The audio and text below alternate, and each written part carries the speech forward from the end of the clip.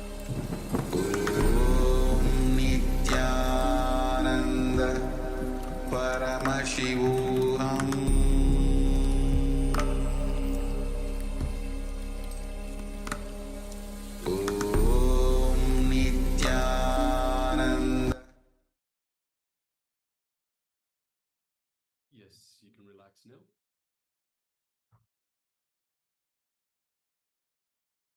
And take a moment to share with us what was revealed to you in your third eye. That is, what are the items that are found in front of the acharyas of ourselves? So it's important that you pen down everything that was revealed to you, whatever it was. Don't have any judgments, don't have any doubts. Don't judge whether it's a small, insignificant detail. Everything that was revealed, pen it down. It could be the smallest detail, the most insignificant detail that you might think might actually turn out to be the most important, the key element. So anything that was revealed to you, please pen it down. Write it down in the chat box.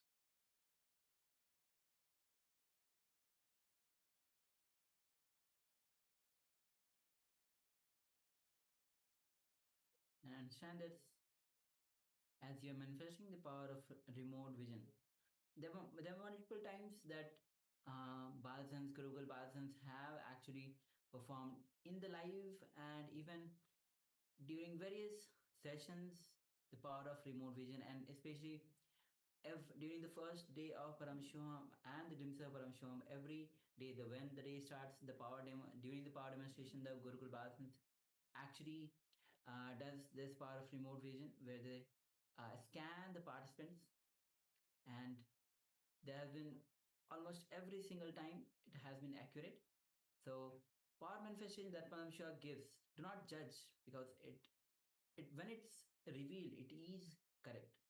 So do not engage your mind, do not think whether it is right or wrong. Just please go ahead and share. Yes.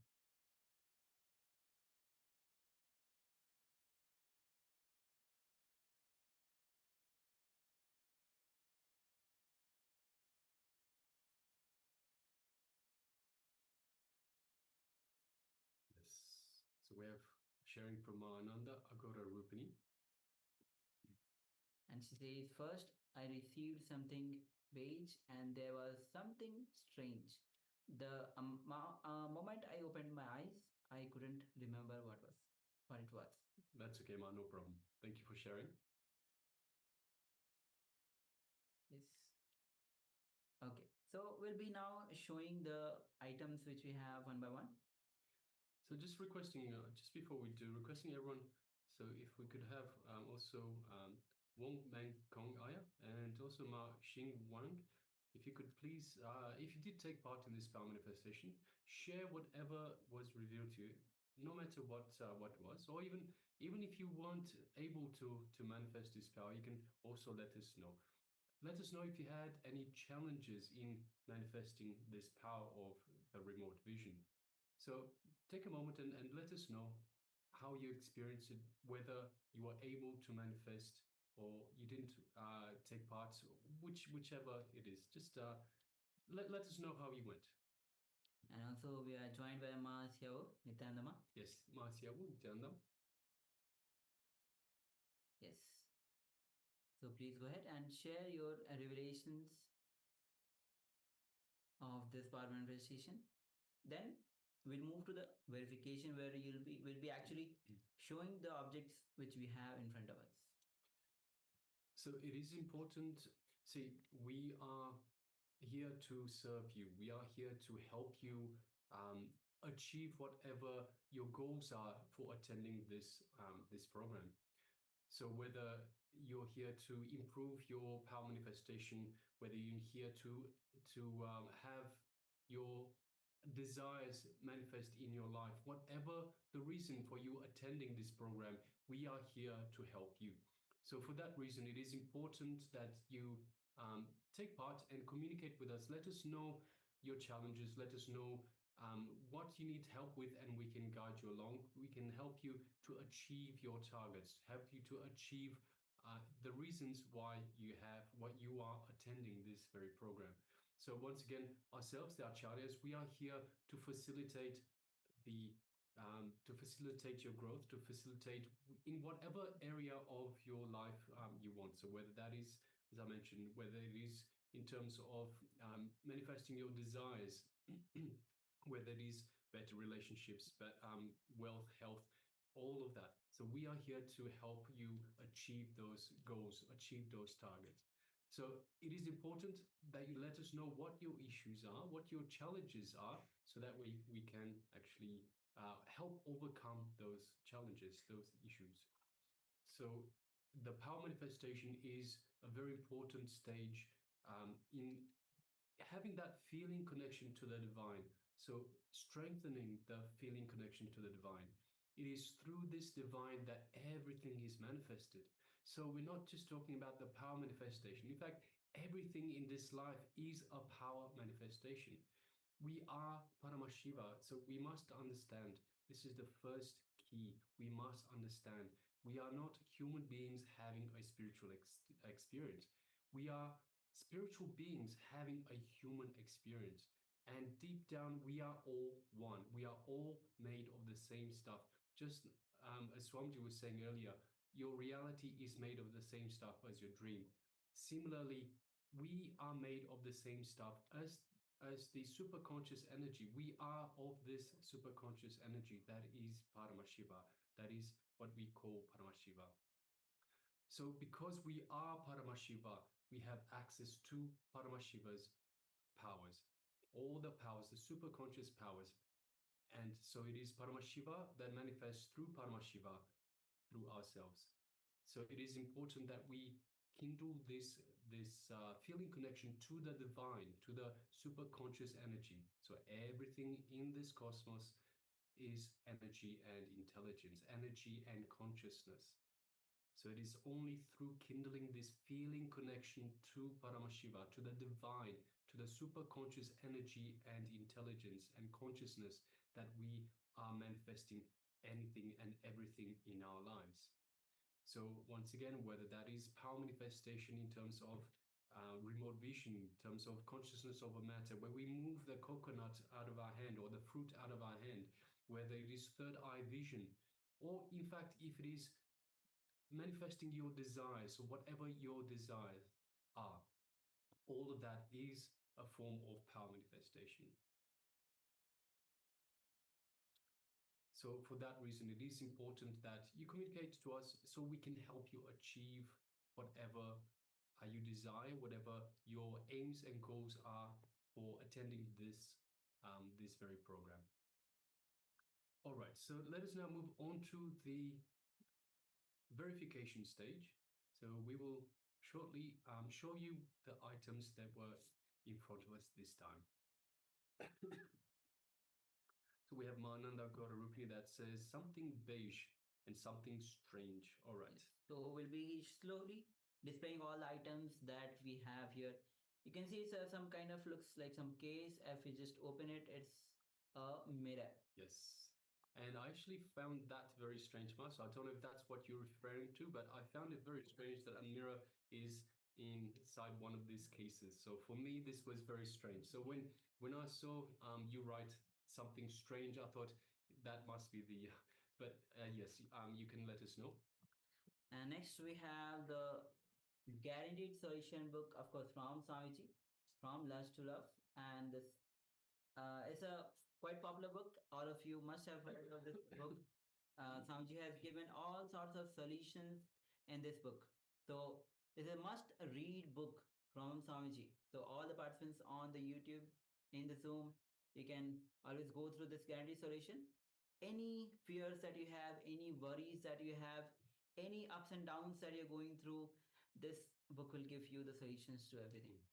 So one way you can use this guaranteed solutions is to simply ask Swamiji a question, and while you're concentrating, while you bring awareness to that question, then you can just open the book at whichever page, and that will be the solution that Swamiji is providing for you. That is that solution that Swamiji is saying, implement this in your life. So it is a very powerful tool.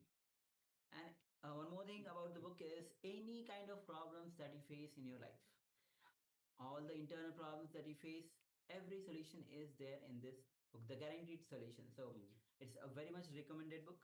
You can always look for the, even you can download this and book and read this find solution. Yes, so you can download this book freely from our website. And yes. And the next is a pen that I have in front of me. So it's a kind of a blue color and white color. So yes. And finally, we have a cup. So just a pink and cream cup that is sitting here in front of us. So yes, these are the items that we have in front of us. So yes, thank you very much for participating. So Man and Agaropi, thank you.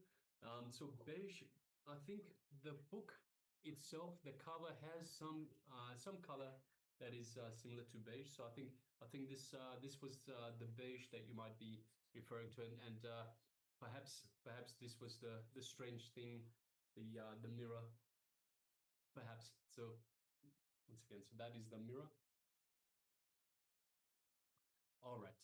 Yes, all right. So thank you all of you for taking part, manifesting this power, and requesting all of you to, as we go on, we'll be having a few more rounds of the power manifestation, power of remote vision. So make sure that you are taking part. The more and more you manifest the powers, the more oneness grows in you. The conscious, the superconscious breakthrough that you have been waiting for we don't know how many lifetimes. Even you might have forgot in this lifetime, but you are here. That means you have been looking for that superconscious breakthrough for many lifetimes. So with this, now we'll be moving on to the next session, and the next session is going to be on the science to make the physical layer strong. So physical layer, which is the layer which we can see, which you can feel, we can made of flesh and bones, the food that we eat. So how it's a very integral part of us. So how to make this physical layer strong? So Swamiji will be revealing the science of this. So please come to the space of listening and let's begin.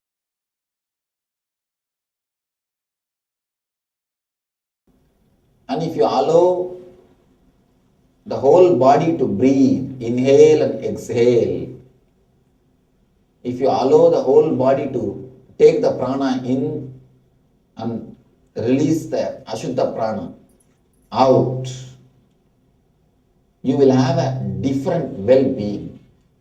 Different well-being. Now we are going to have the technique. It's a very simple technique. Whenever you find time in the house, even when you are driving, when you are sitting, when you are watching the movie, when you are watching the TV, when you are eating, try this meditation technique. Just allow the body to inhale the prana and exhale the ashuddha prana. It's a simple technique now we will be doing. You will see immediately the whole body is refreshed. Whole body is flooded with energy. Actually, you are allowing your whole body to work in its own rhythm. See, when a child laughs, you can see the whole body will laugh. When child does anything, the whole body will be involved. Have you seen the child eating? In the left hand, right hand, applying the whole body. It eats. Anything, the whole body is involved. When it laughs, the whole body is involved. Started.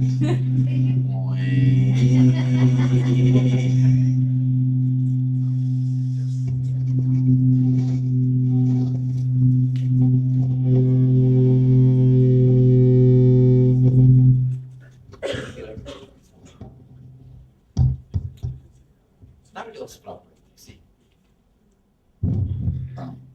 As long as it is held in the hand.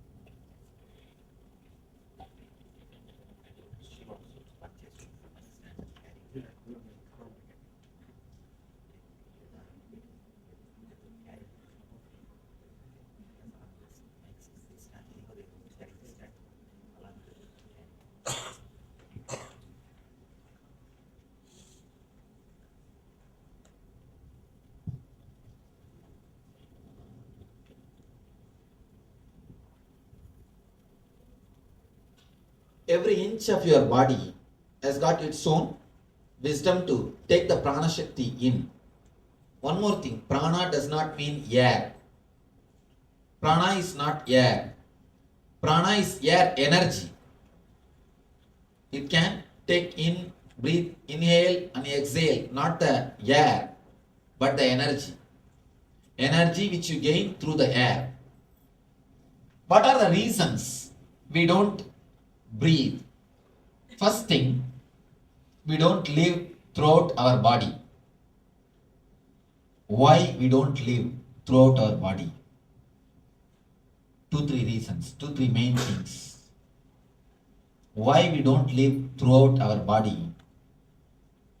First reason, an important reason.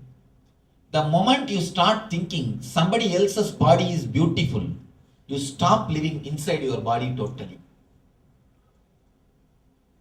The moment you create a supermodel for you, if you are a male, you will have some actor, foolish fellows, photograph in your room and go on doing this. And wanted to look just like him. Go on dressing him like him. Dressing like him. If you are a female, you have some actors, Miss Universe or Miss World or something, continuously applying the lipstick just like her. Continuously painting the face like her, or continuously trying to dress like her. The moment you start thinking somebody is beautiful and you want to be that like that person, you stop living inside your body totally. Please understand. One more problem. Unless I move my hands, I don't speak. I speak more with the body language than with the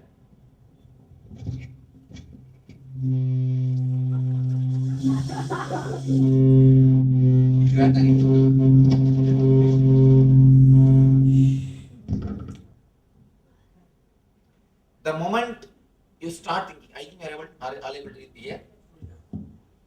The moment you start thinking that somebody else's body is beautiful than your body, you stop living through your body. You stop living inside your body. An important thing. Okay.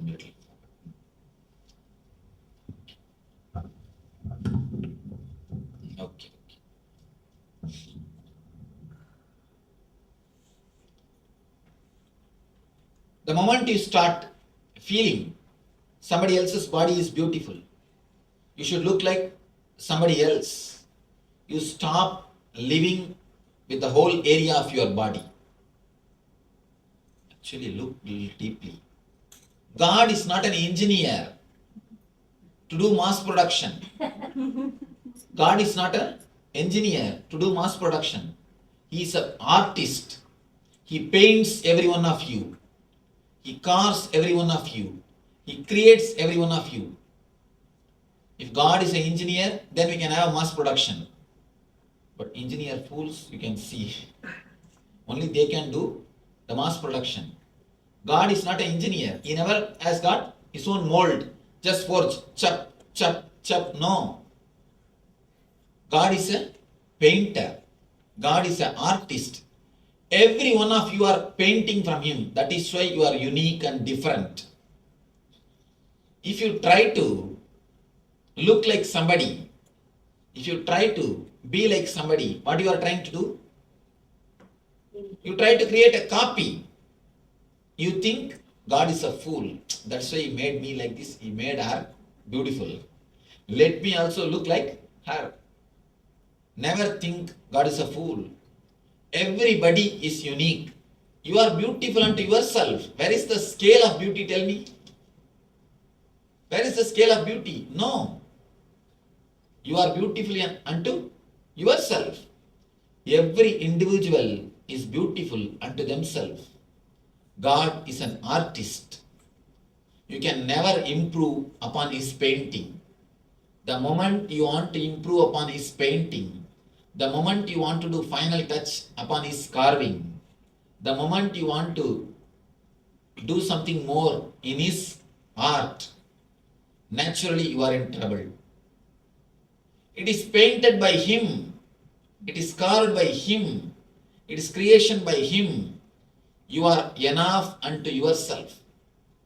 You are beautiful unto yourself. The people who have the idea that I am not beautiful, she is only beautiful or he is only beautiful. I tell you one thing, even falling in love with the opposite person is alright. If you are a male and if you fall in love with some actress, it's okay. But never fall in love with an actor. Because you will start chiseling your body, seeing him. You will try to have the same type of dress, you will try to have the same type of things which he is having. Never have a role model. Never have a role model body. Please be very clear. If you have the role model body, I can be sure you will never live happily with your body. Even if you have finished after 12 years of all foolish gym, you will find some corner, it's a little lacking. You will find in one corner, something is lacking. You will try to chisel that corner. You are enough beautiful unto yourself. See, if you want to do gym and if you want to do yoga, exercise for your own health, that's perfectly alright. That's nothing wrong. But not for the sake of to look like a somebody else. As long as you have an idea that somebody else is beautiful, you will never be peaceful inside your body. You will never be happy inside your body. That is why even though you live inside your body, you never have a deep love for your body. You never have deep love for your body. Your body is just a utility for you. Even if that person is happy, even if that person is beautiful, what can you do about it? It is his body. You can't enjoy through his body. Can you enjoy through his body? No. Only he can enjoy the world through his body. You can enjoy only through your body.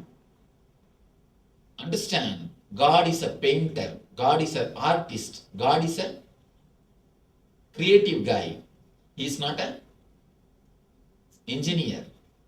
If God is an engineer, then we also can have mass production. No, God is not an engineer. You are beautiful unto yourself. The moment you drop this foolish fighting inside your being, which is continuously happening unconsciously, thinking somebody else is beautiful, somebody else is looking good, I should look like him, I should look like her, I should cut my hair like this, that's what I'm telling. I always tell people, like a hairstyle, we should have a nail style also. We should cut these guys' hands and fingers to look like somebody else. If you cut yourself, if you alter yourself, if you do to look like somebody else continuously, unconsciously you will start hating your body. You will stop residing inside your body. You will stop residing inside your body. You will not live inside your body. First thing, understand, your body is beautiful unto itself.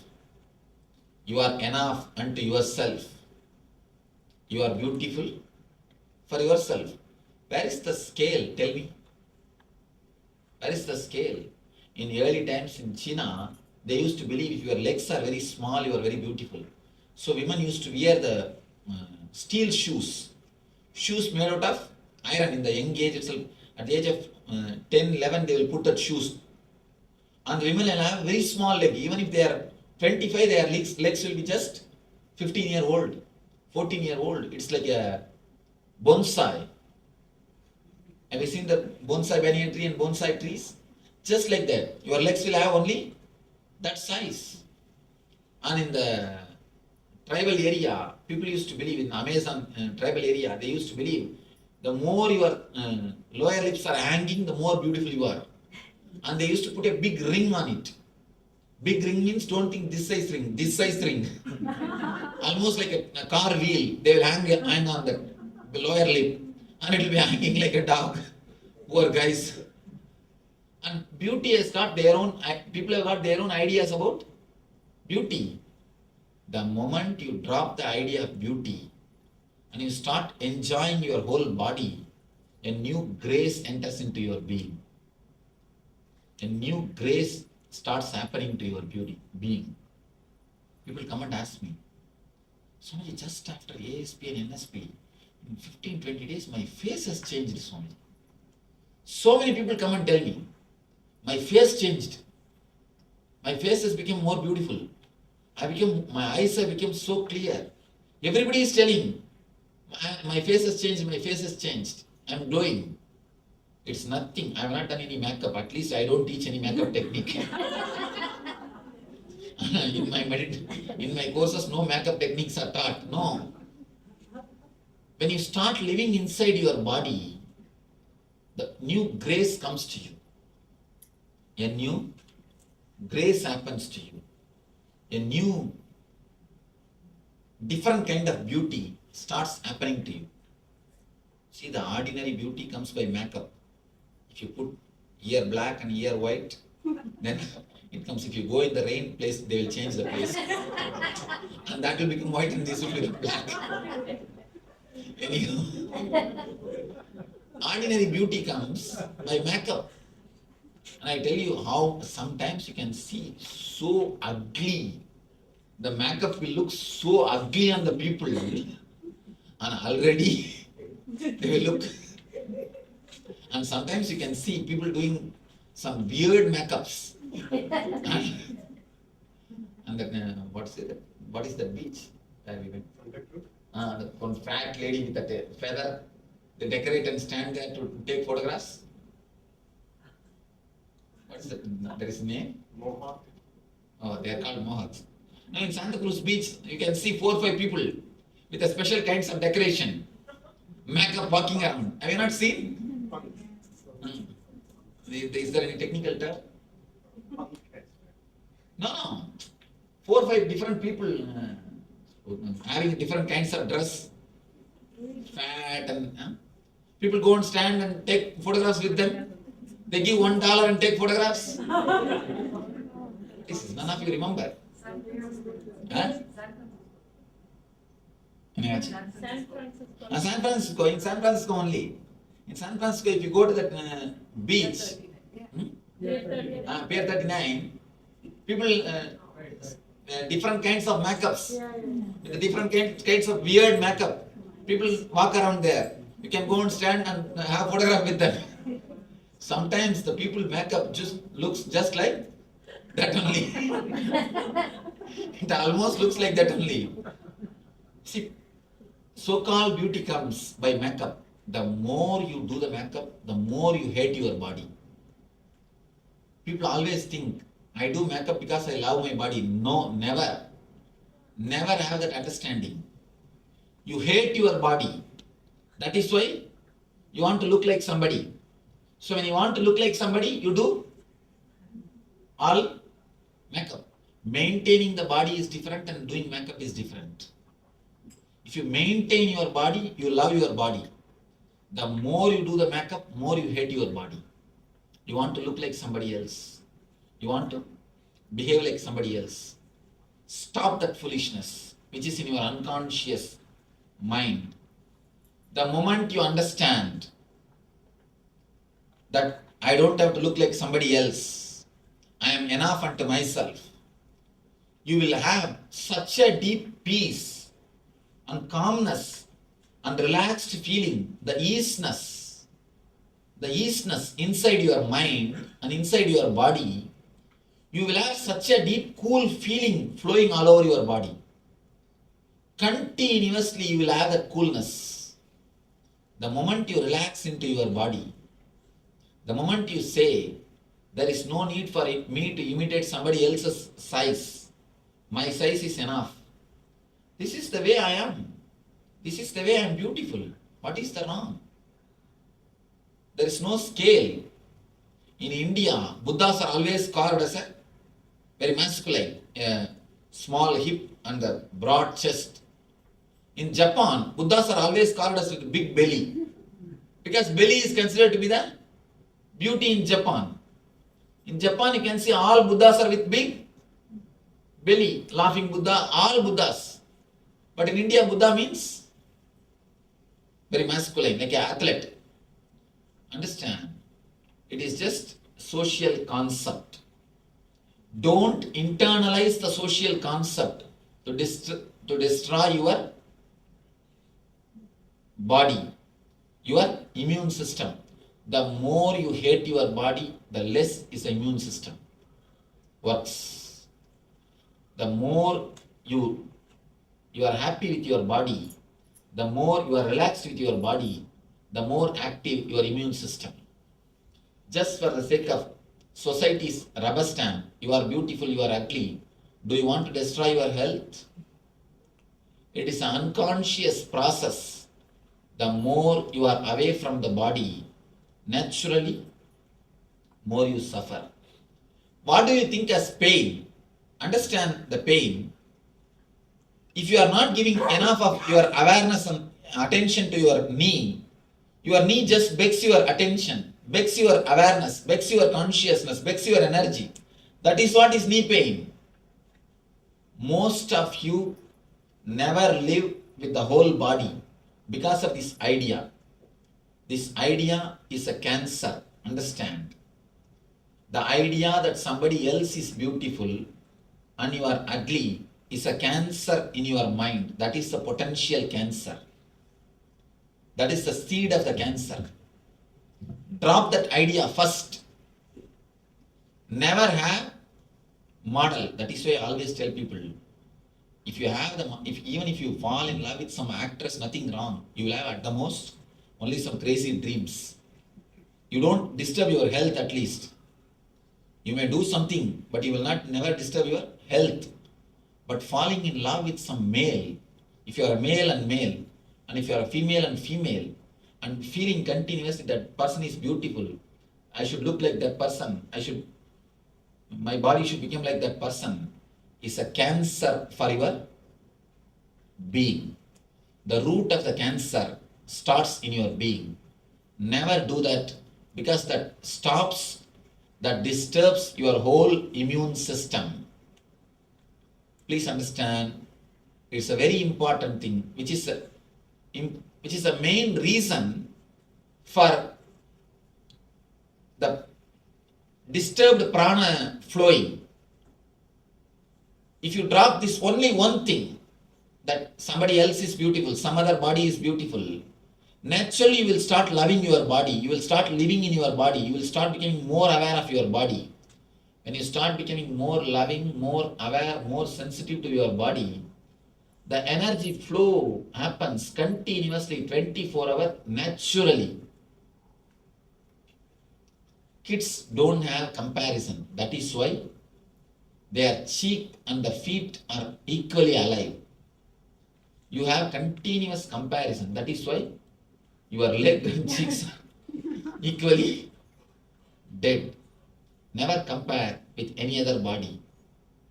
And I have seen, even whom you think as supermodel, if you just stay and live around them, you will understand the whole idea of beauty will be lost. I tell you, all your supermodel idea, Miss Universe, Miss World idea is just your idea as long as the distance is maintained. If you go near and live just for 10-15 days, all this concept of beauty will disappear. That is why they call honeymoon. Honeymoon how long? 15 days. And the concept of beauty also will disappear in 15 days. Have you heard the word honey sun? Never. It is honeymoon only. Because in 15 days the concept of beauty will disappear. With any supermodel, with any Miss Universe, 15 days is maximum if you are intelligent. If you are less intelligent, maybe 1 year. If you are little more dull and dumb, dead, an idiot, maybe 1.5 years.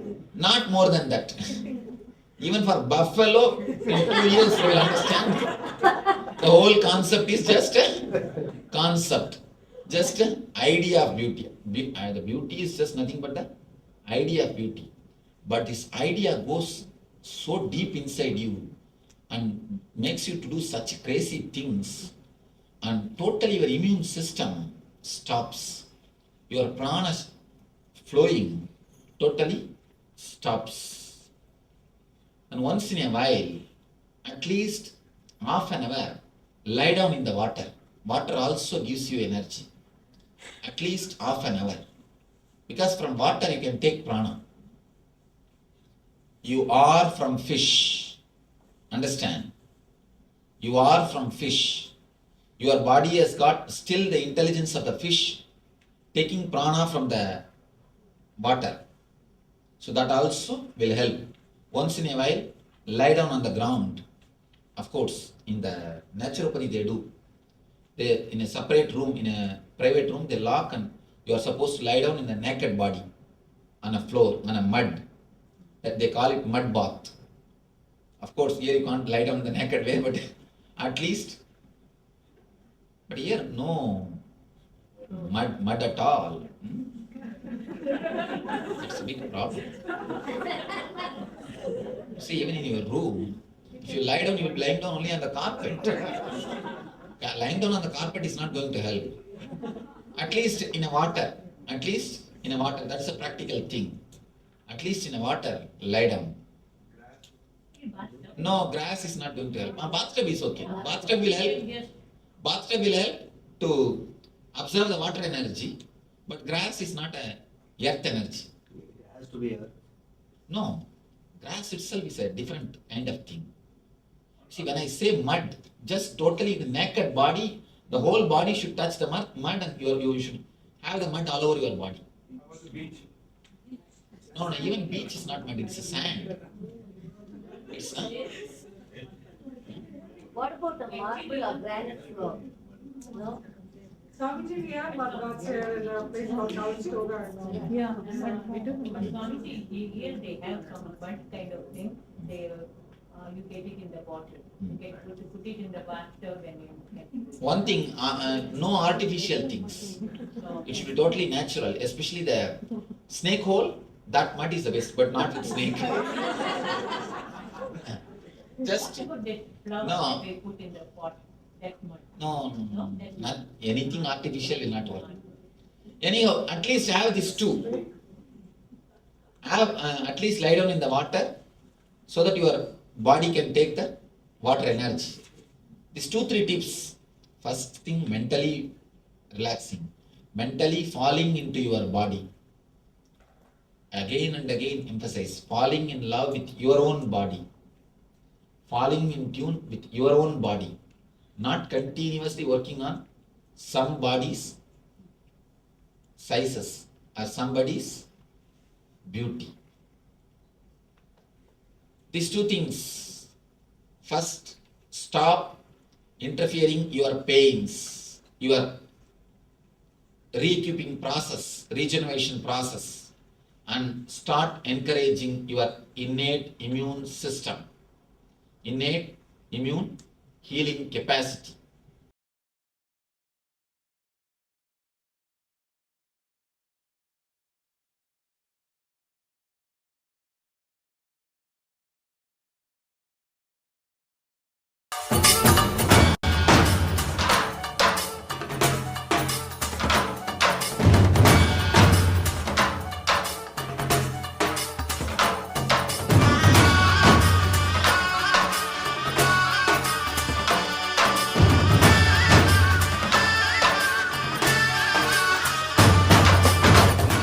Today is the best day. Sadashiva.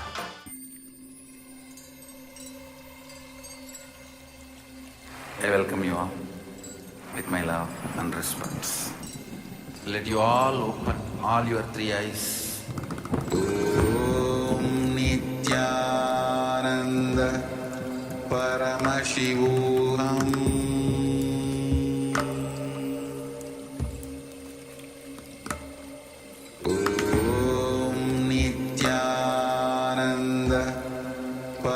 Paramashivoham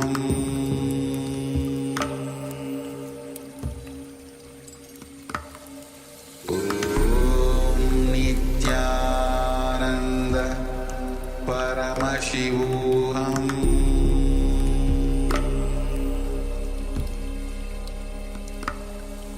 Om Nithyananda Paramashivoham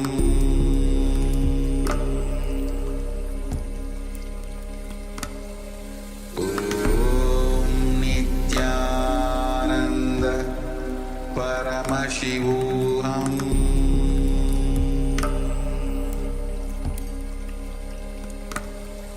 Om Nithyananda Paramashivoham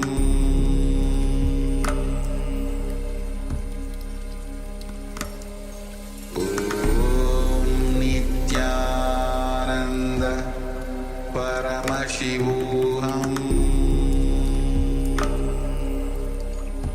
Paramashivoham Om Nithyananda Paramashivoham Om Nithyananda Paramashivoham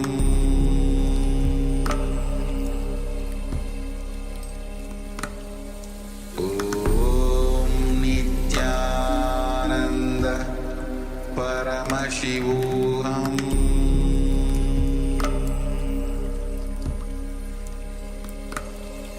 Om Nithyananda Paramashivoham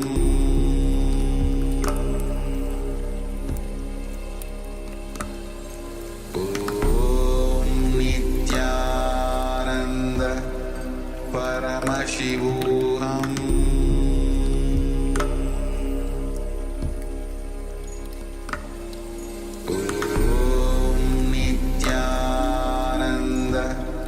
Paramashivoham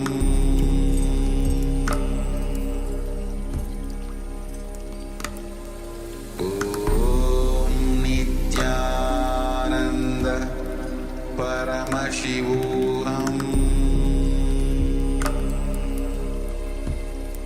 Paramashivoham Om Nithyananda Paramashivoham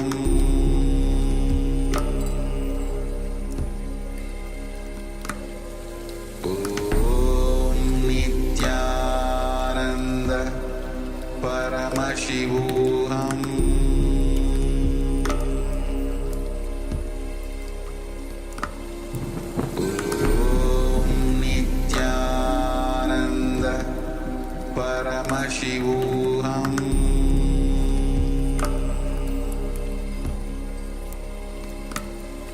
Om Nithyananda Paramashivoham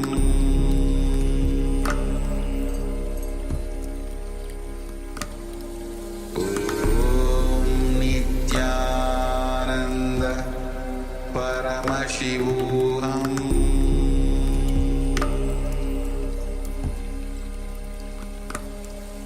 Om Nithyananda Paramashivoham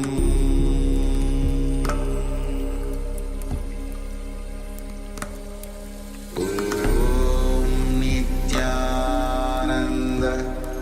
Paramashivoham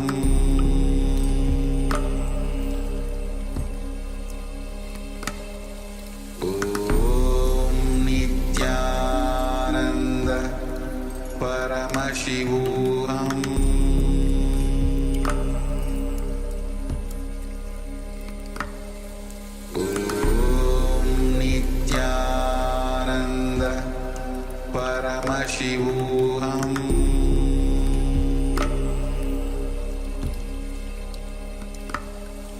Om Nithyananda Paramashivoham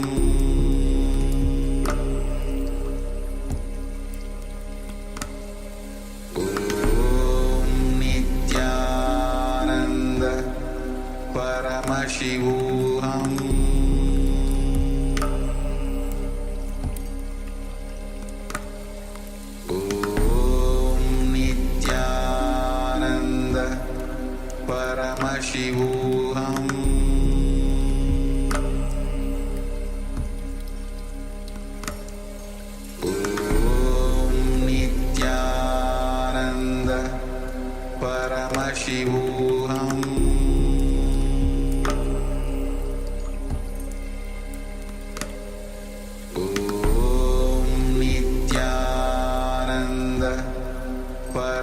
Paramashivoham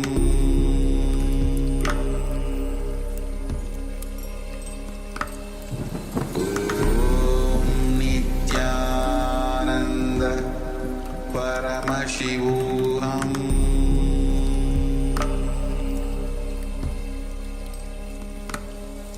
Om Nithyananda Paramashivoham.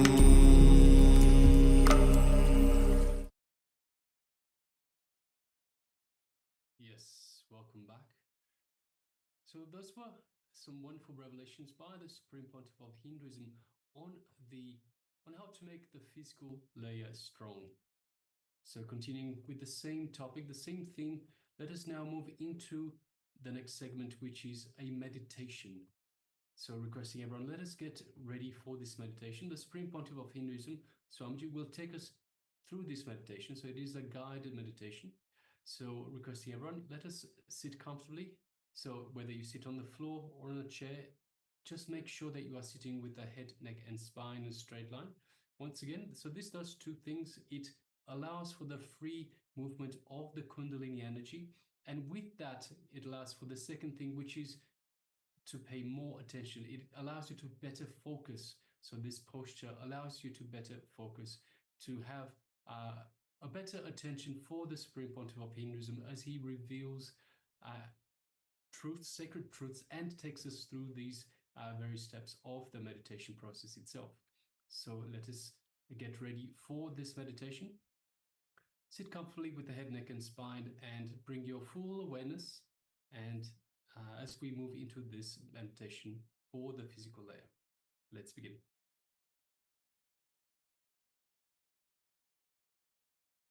Yes, make sure you all settle down comfortably. This is going to be an extensive process, so make sure you have a quiet and calm space around you. Maybe you want to inform your family or roommates if you are in a shared living situation. Make sure that you're not getting disturbed during this meditation. And let us settle down. We can prepare just by breathing calmly. And then Swamiji is going to guide us through this meditation. Let's begin.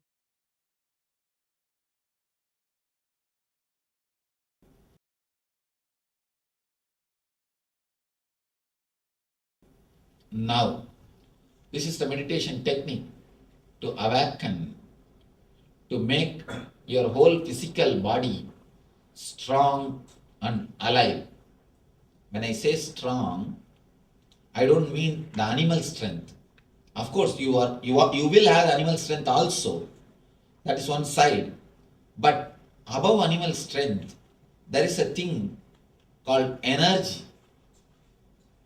When I say the energy, see, animal strength means just you can lift any weight for 10 minutes, that's all. But energy means continuously rejuvenating itself. 24 hours you will be alive. You will never feel tired, dull. This is the two difference. Understand the difference between these two words, energy and strong. Being strong is not more than enough.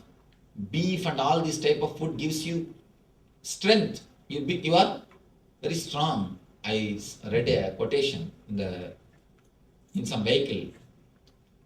1 week without beef, 7 days without beef makes 1 week. Week, W-E-E-K. Beef advertisement. I was thinking, surely it is not true. Never think it is true. Surely it is just your idea. See, elephant. It's a vegetarian. There are so many animals who are vegetarian and more active, more alive. And you can see elephant, even though it has got its own energy, strength, you can see a calmness overall in its lifestyle. See the tiger, see the lion, you can see a deep restlessness continuously in them. Either they are asleep or they are putting somebody into sleep. That's all. That is the way they live. Now, it is time for us to enter into a meditation technique of physical body. It's a two-step, two-level technique. First thing, you are going to tense your body step by step from legs to toe. By tensing every part, step by step, you are going to create the maximum awareness. Whatever toxins you have collected, stress you have collected, energy clouds you have done, you created, you are going to melt everything. You are going to clear everything away. All the toxins, all the tension, all the stress will be cleansed. Whatever toxins you have accumulated, actually, just like a blood clot, there is a thing called energy clot. The energy does not move in that region freely. That's why the pain starts, pains. This technique will remove the energy clots. It will remove the energy clots. Step by step, we will go from feet to the head. Next, we will come down from head to feet by breathing, inhaling and exhaling every individual part. You will visualize every part step by step, inhaling and exhaling individually, independently. Example, head means visualize. Just the head is shrinking and expanding. It is taking the prana shakti in, leaving the ashuddha prana, the vipana in, the apana out. Taking the prana and it leaves the apana. The pure energy is taken and impure energy is exhaled. Step by step, part by part, feel your body is just individually inhaling and exhaling. Apart from your nose, your whole body, visualize step by step. This will awaken the innate healing capacity, innate healing intelligence of your body. It will awaken the innate rejuvenating capacity of your body. Understand? First we will go from down to up by tensing it. Second we will come from up to down by breathing, totally relaxed and utterly breathing every part of the body. So this will remove all the pains and it will totally awaken the healing capacity, healing intelligence of your body. Any doubts in the meditation technique? How do you tense? I'll guide you. A step mentally, create maximum pressure in that area. Create the maximum, if your leg means, just feel mentally you are creating a maximum pressure in that area. Feel as if you will burst. Create that much of pressure and tension in that area as much as possible. Step by step, I myself will guide you. Please get ready, remove the chairs. You are supposed to lie down, so make enough space now itself to lie down and tie the ribbon.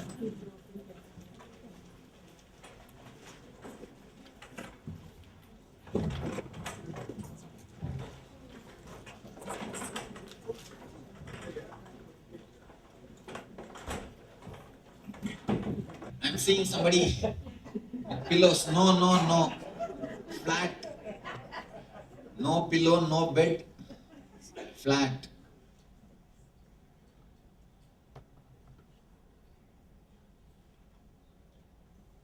Somebody is getting ready to sleep. No side. You should be clearly on your back. And there are enough volunteers, they will come round and surely they will, if you snore.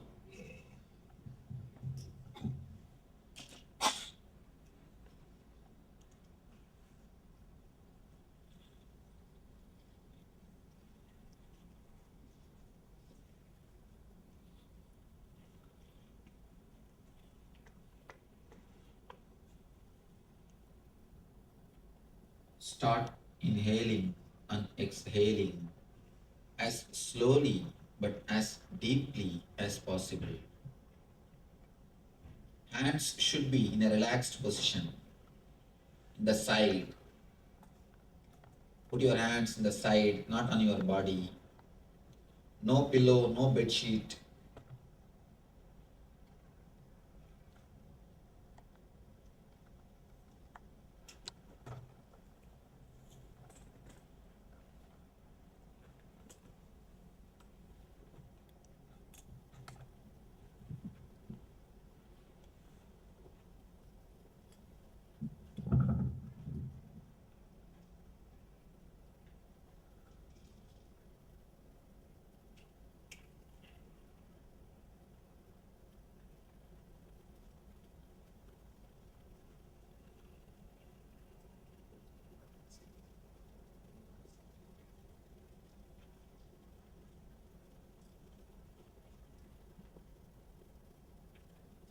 Inhale and exhale as slowly and as deeply as possible.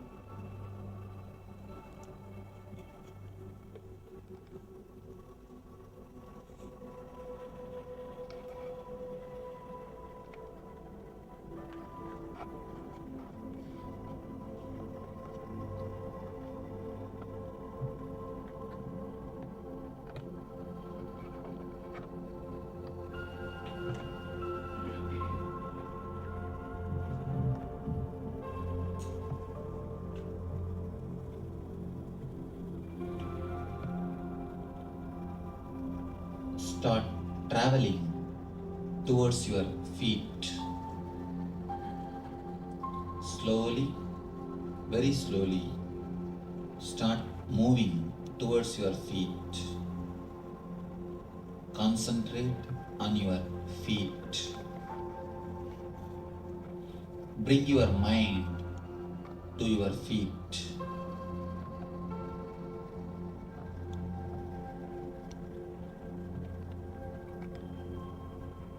Centralize yourself totally in your feet.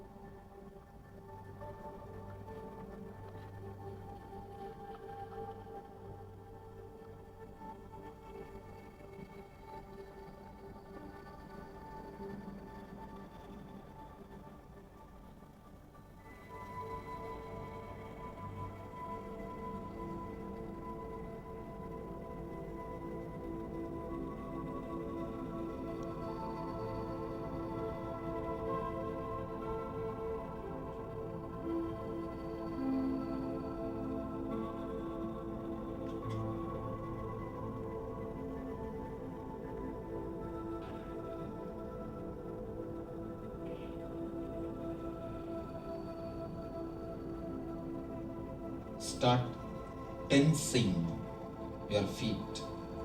Tense your feet as much as possible. Maximum possible.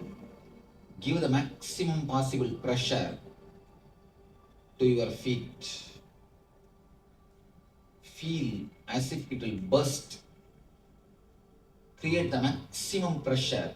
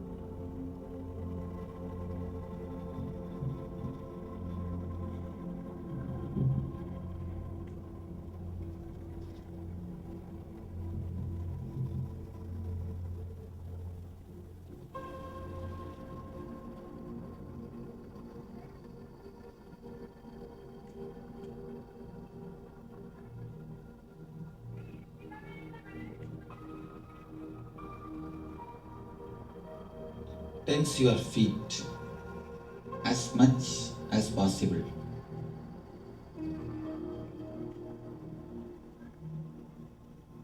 Create the maximum tension, don't relax.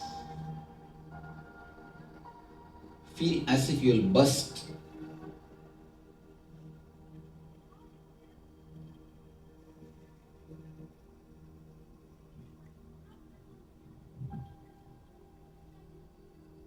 Come to your ankles.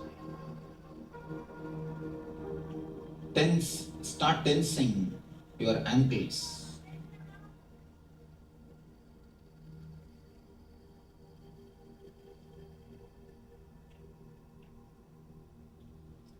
Below the knee, tense the whole body. Below the knee, tense your whole legs.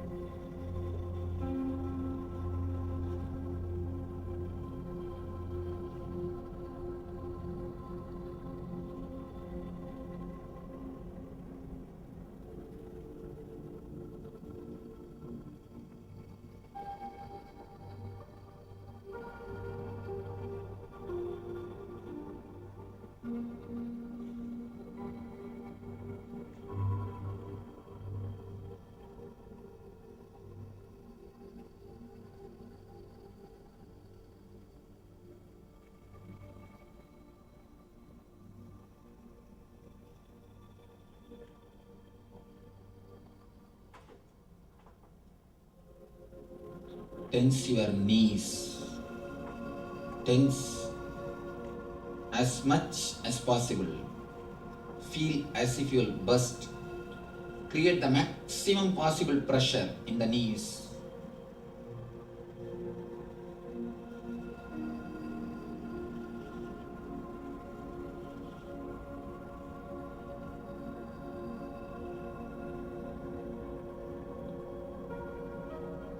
Don't relax, just tense.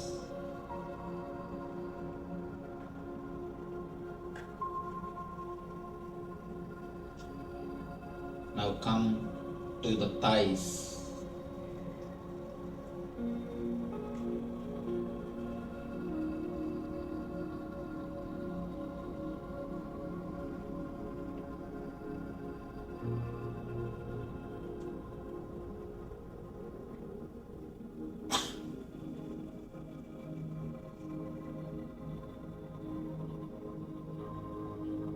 Tense your thighs as much as possible.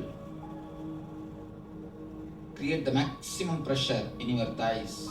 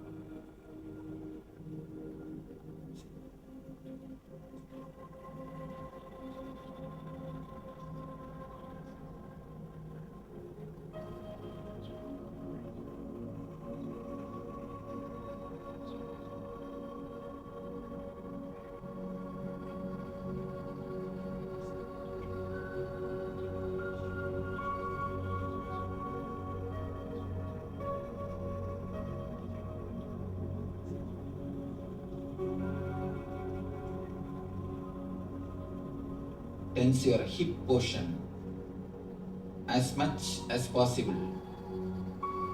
As much as possible. Create the maximum possible pressure in the hip region.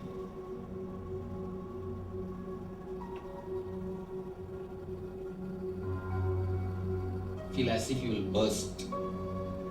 Create the maximum pressure.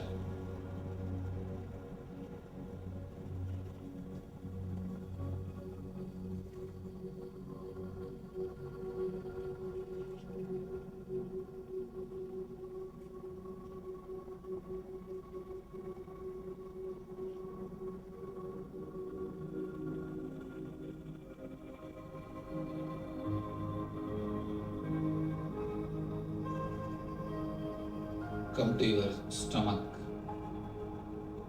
navel center. Create the maximum pressure in your navel center.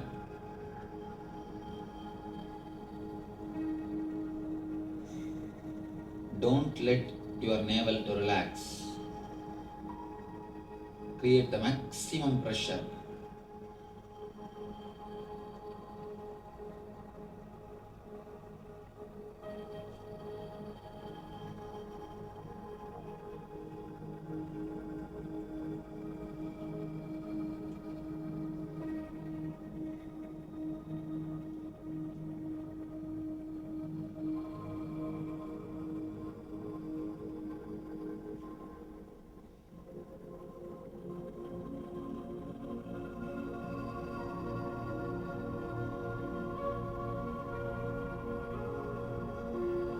Create more and more pressure. Don't allow your body to rest. No movements.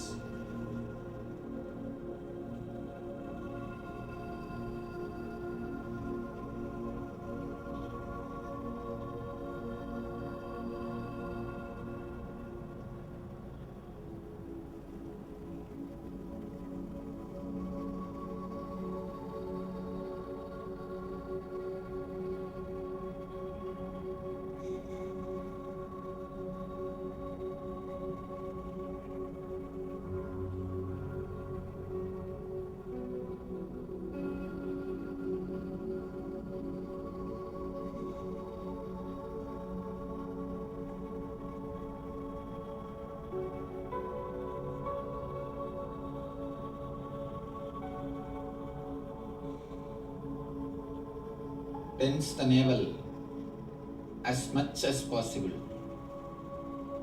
Create maximum pressure inside the navel.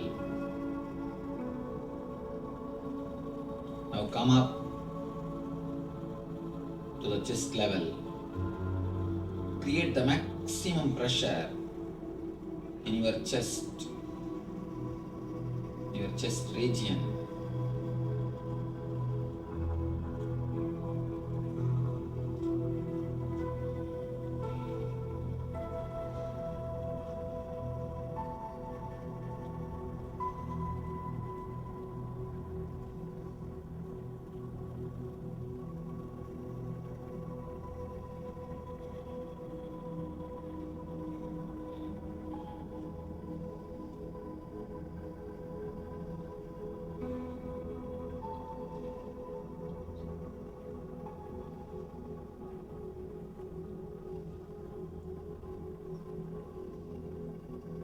Create the maximum pressure, maximum tension in your chest region. Feel as if your heart will burst.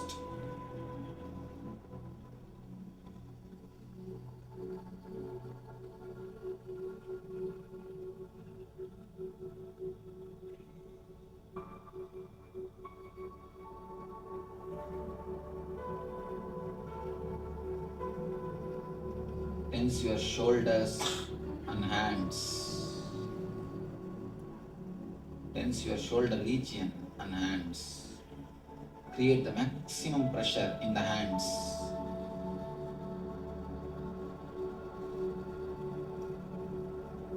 Tense your hands to the extreme level. Don't relax. Continue to tense.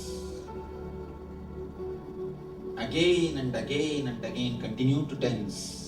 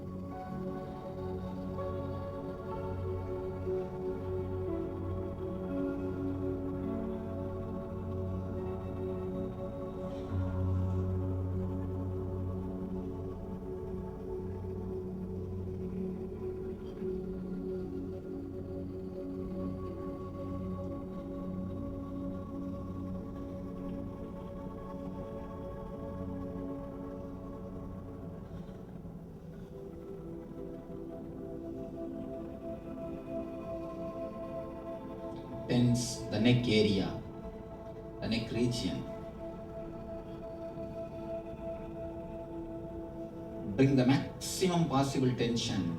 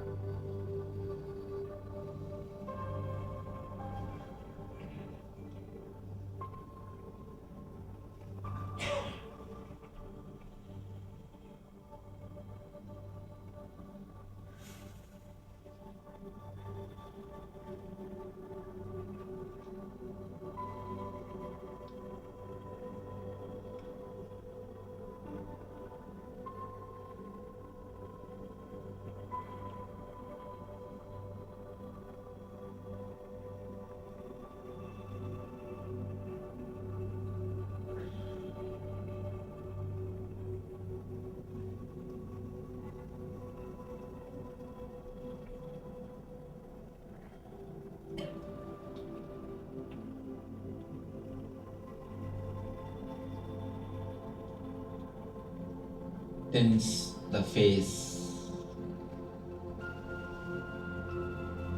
Tense the whole face. Eyes, ears, mouth, cheek. Tense the whole face.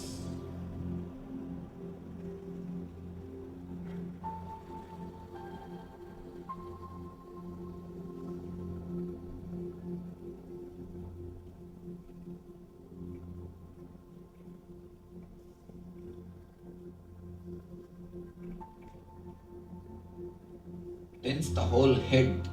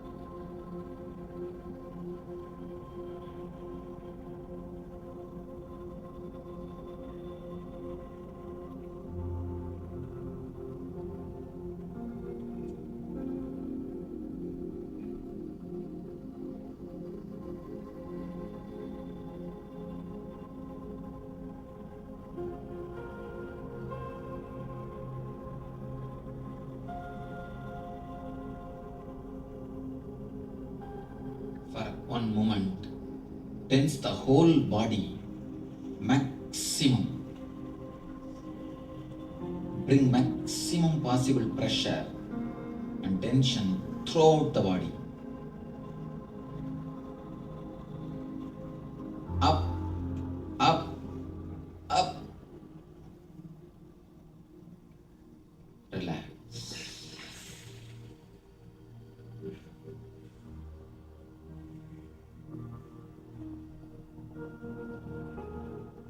Just relax.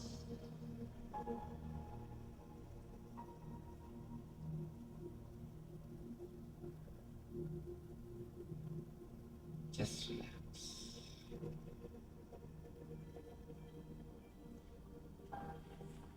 Slowly, very slowly, start visualizing your Sahasrara, the crown area, top of your head is inhaling and exhaling the prana, air energy. It is shrinking and expanding, inhaling and exhaling the prana shakti.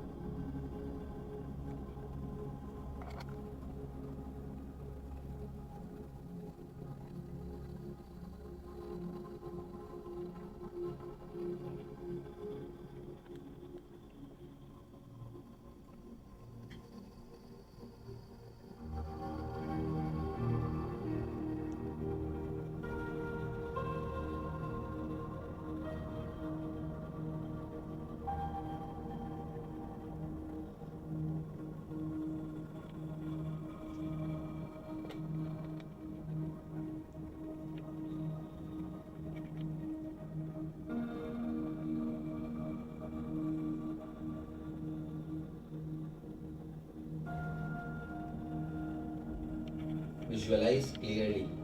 You are inhaling, exhaling.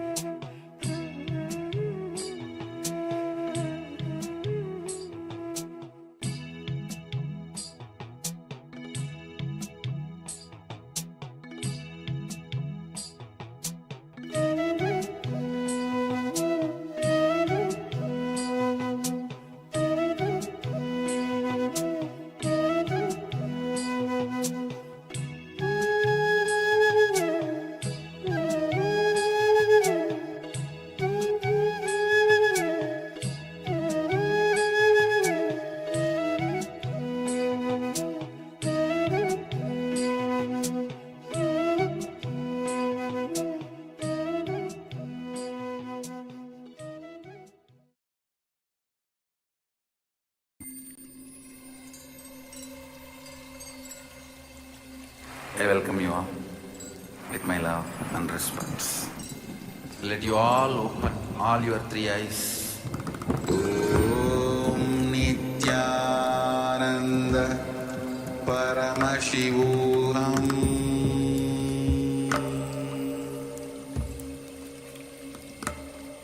Om Nithyananda Paramashivoham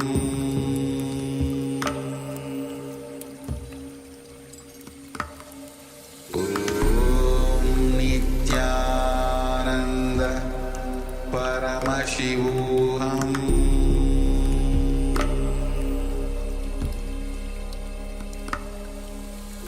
Om Nithyananda Paramashivoham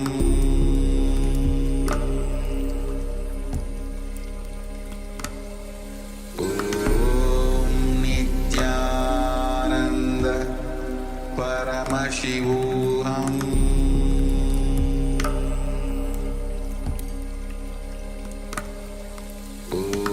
Om Nithyananda Paramashivoham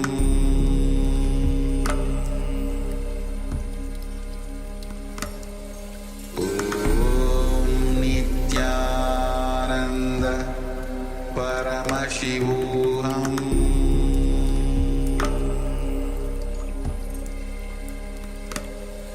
Om Nithyananda Paramashivoham Om Nithyananda Paramashivoham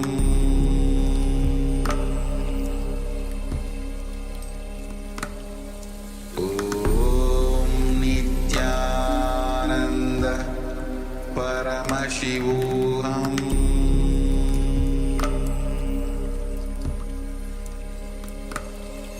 Om Nithyananda Paramashivoham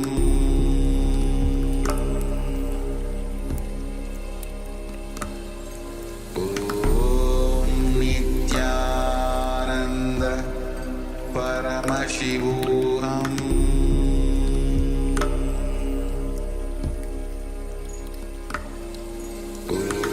Om Nithyananda Paramashivoham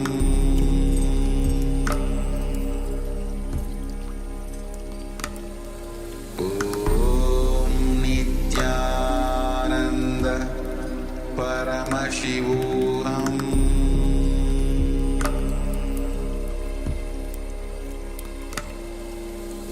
Om Nithyananda Paramashivoham Om Nithyananda Paramashivoham Om Nithyananda Paramashivoham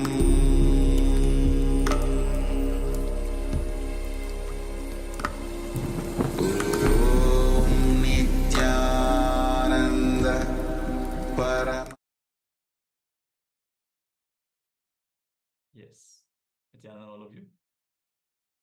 After this beautiful meditation process, requesting all of you to share your experience here in the Zoom chat, YouTube, Facebook, wherever you're tuning in from. Let us know your experience and let's get ready. The darshan preparations have already begun, and we're going to have the causing segment with the girls team. So we're going to transition over, and we hope to see you all again after the darshan for the continued acharya sessions. We're going to have power manifestation and more jnana segments. For now, let us all get ready to receive Swamiji today, and hope to see you all again later after the darshan. Nithyananda.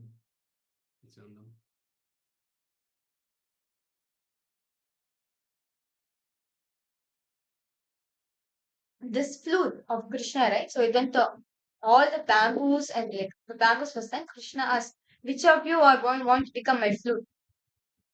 Right. And this bamboo decide, okay, let me give up my identity.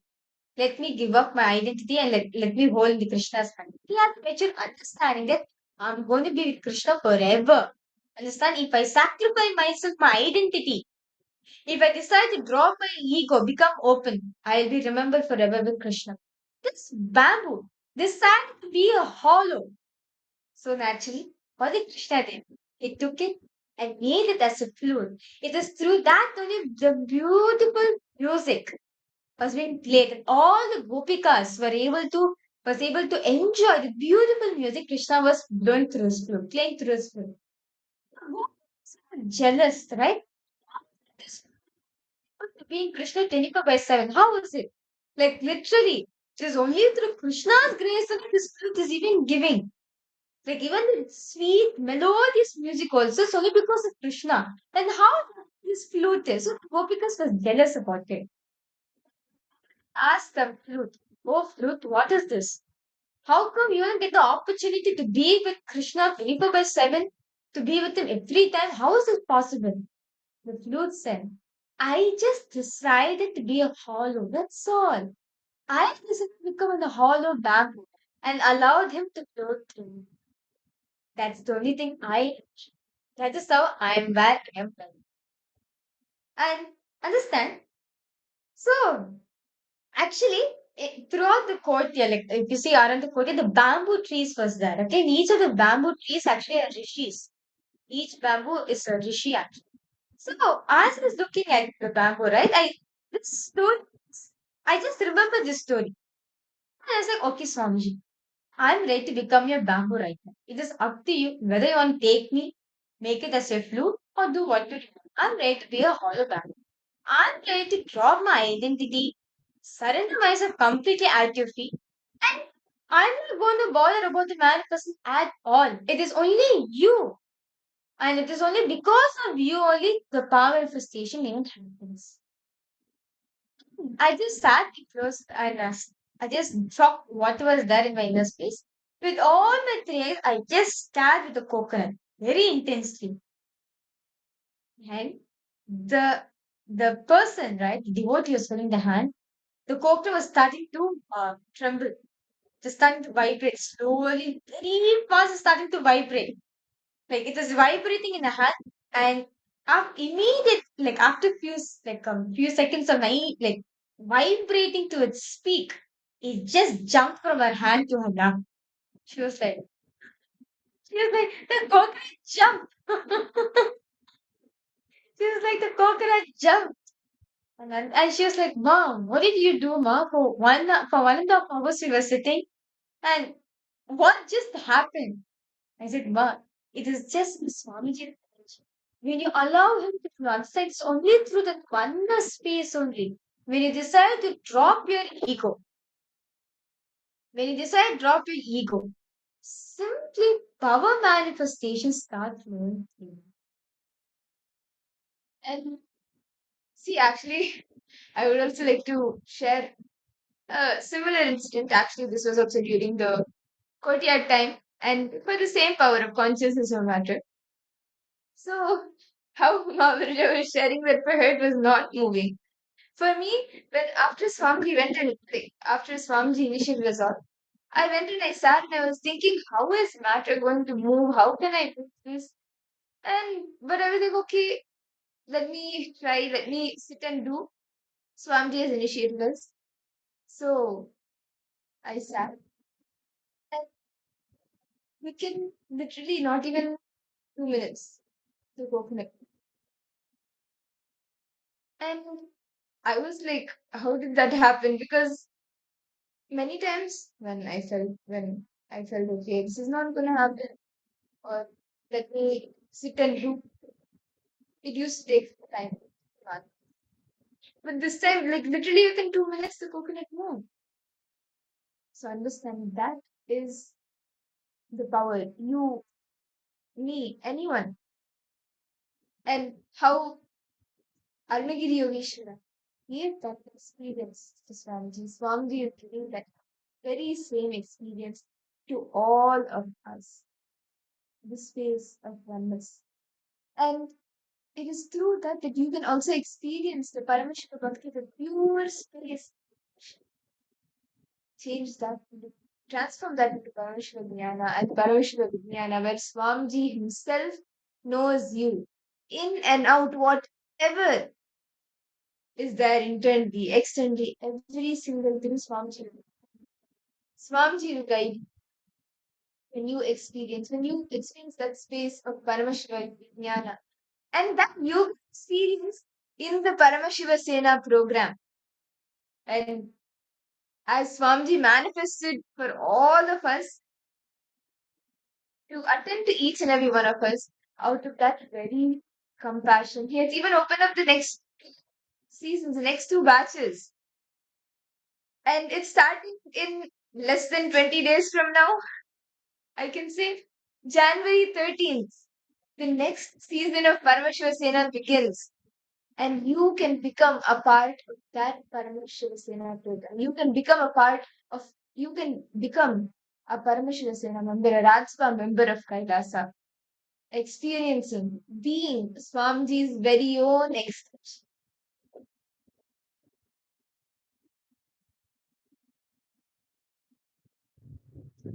And if you have not signed up yet, then I would say that you take a step immediately. Put your intention. Ma Saroj, are you making it to the next program, ma? The next Paramashiva Sena program? Ma Irene, David Aya, Ma Orietta, come on. Ma Mahasadashiva Priya, Ma Sadashiva, Ma Kairi Wong. How many of you are attending the next Paramashiva Sena program? As Swamiji shared very beautifully, right? Paramashiva Bhakti is about what? You know Paramashiva. Paramashiva Jnana is Paramashiva will know you. Like 50-50. Paramashiva will know you. Now, when Paramashiva Vijnana is Paramashiva knowing you, like personally, understand? Like if you, as Swami, like literally in the Paramashiva Sena program, like you can literally experience the different dimension of Swamiji all together. Like as Swamiji said, in the Paramashiva Sena program, he will know you personally, end to end, to your very name. He will know you personally. And if you want to experience that dimension of Swamiji, Paramashiva Sena is for you. And you can become a cause for a higher cause by attending the Paramashiva Sena program. You can become the cause for a higher cause. And I'm sure many of us would have had some or the other desires, right? Okay, I see, you may see someone suffering, your friend, relatives, or the society at large. And you feel, okay, maybe I should contribute in some way or the other. But you need some starting point. Parameshwar Sena program is one place where you can start because you cause for a higher cause. You become the cause for a higher cause. And it is not just anything normal because manifesting Swamiji through you, experiencing Swamiji knowing you, and being Swamiji's very own extension and going on enriching is not something simple or not something that everyone gets. If you have this Paramahansa Sena program and if you have the intention and you make it, then you will actually experience a breakthrough.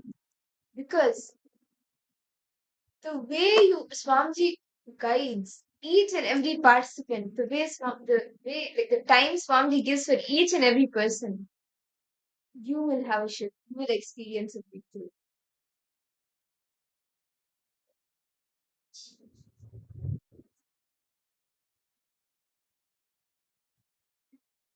So understand all the participants. So as in In the Paramashiva Sena program, Swamiji is going to be training personally each and every person. Like one success Swamiji would say. Even though all of you are like, you come to me as a mass, right? Why? But I attend to you one by one. Each and every one of you, right? He attends to all of us one by one by one. He treats each and every one of us as an individual. That's what Swamiji says in the Paramashiva Sena Purana. You are going to become me. You are going to experience, you are going to become Swamiji. You're going to be radiating that component as you are going to be radiating Swamiji as you're going to be becoming the ambassador of Swamiji. So right now, all the participants, let us now fill ourselves into the space of karma, of bhakti, oneness. Let all of us experience the beautiful oneness with Swamiji as get ready to prepare ourselves for the Sankirtan.